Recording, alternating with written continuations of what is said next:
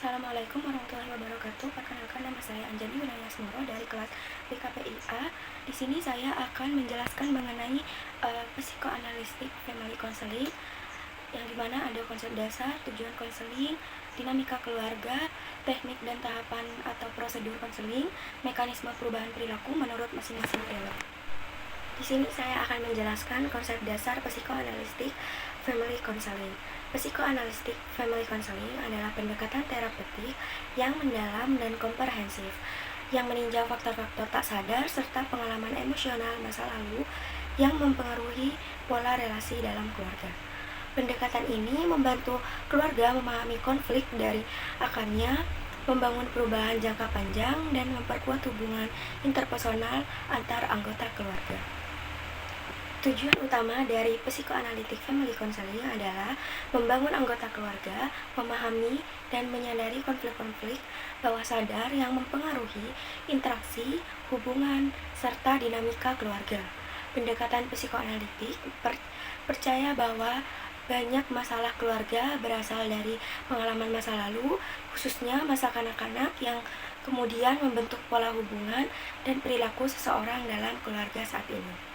Dalam konteks tersebut, tujuan konseling meliputi yang pertama, membangun kesadaran atas konflik bawah sadar, yang kedua, mendorong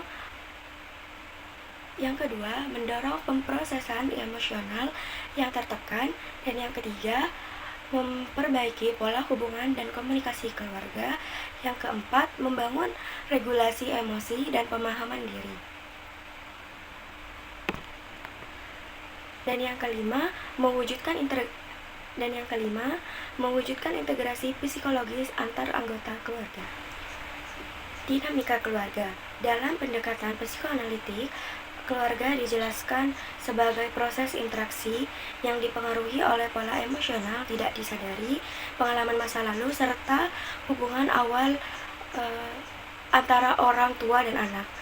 Pengalaman masa kecil memiliki pengaruh besar terhadap perilaku dan hubungan anggota keluarga di masa kini, karena setiap individu membawa memori emosional yang membentuk cara mereka merespons konflik, menunjukkan afeksi, atau mempertahankan jarak dalam hubungan keluarga.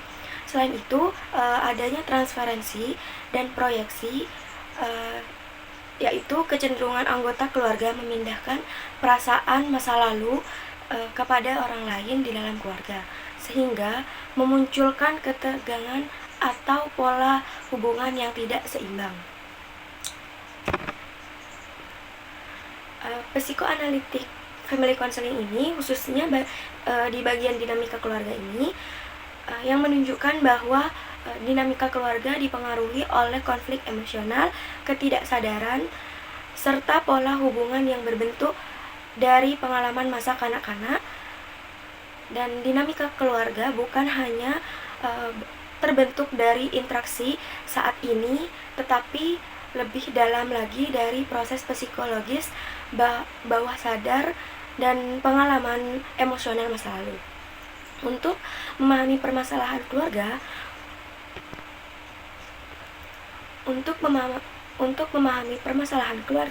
konselor harus menelusuri pengalaman awal dan pola emosional yang tidak disadari yang membentuk hubungan antar anggota keluarga di masa kini.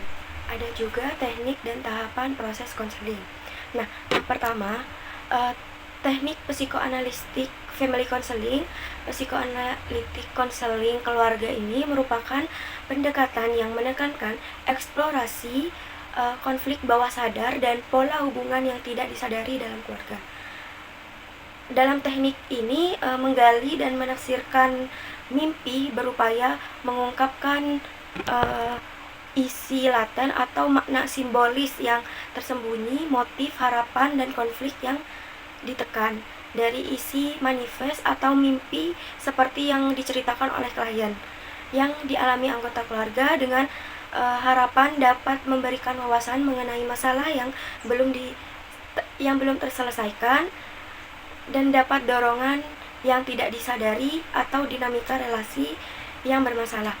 Dalam konteks ini, keluarga atau mimpi yang tidak hanya dianalisis untuk individu, tetapi juga bagaimana simbol-simbol dan tema-tema mimpi mungkin dapat mencerminkan konflik interpersonal, peran atau mekanisme pertahanan kolektif di dalam sistem keluarga. Menggunakan proses asosiasi bebas, anggota keluarga itu terdapat elemen-elemen mimpi dan asosiasi bebas di mana anggota keluarga didorong untuk mengungkapkan pikiran, perasaan, dan kenangan secara spontan tanpa sensor di dalam bawah sadarnya. Nah, proses konseling psikoanalistik ini biasanya memerlukan waktu yang cukup panjang karena melibatkan pendalaman sejarah keluarga, emosi yang terpendam, dan dinamika hubungan yang kompleks. Konselor membangun hubungan terapeutik yang aman untuk memungkinkan anggota keluarga mengeksplorasi perasaan dan konflik mereka secara terbuka. Dengan demikian, psikoanalistik konseling keluarga berusaha membantu keluarga mencapai pemahaman yang lebih dalam atas masalah mereka dan meningkatkan kualitas hubungan antar anggota keluarga secara menyeluruh. Nah, yang kedua, untuk tahapan atau prosedur psikoanalitik family counseling ini, yang pertama ada tahap assessment atau pembukaan. Dalam tahap ini, di mana konselor memahami dan mendalami sejauh mana kemampuan konseli dalam memantulkan diri dan membangun hubungan sehingga proses konseling dapat berjalan dengan lancar. Untuk yang kedua, membangun transferensi proses mengembangkan dan menganalisis peralihan seperti peralihan perasaan atau masa lalu, seperti konseling menganggap konselor sebagai orang yang berpengaruh di masa lalunya, dan mengembangkan transferensi tersebut merupakan inti dari proses konseling ini. Dan yang ketiga, bekerja melalui transferensi. Dalam tahap ini, konselor menelusuri dan mendalami kepribadian konseli dan selalu menafsirkan apa yang terjadi pada konseli.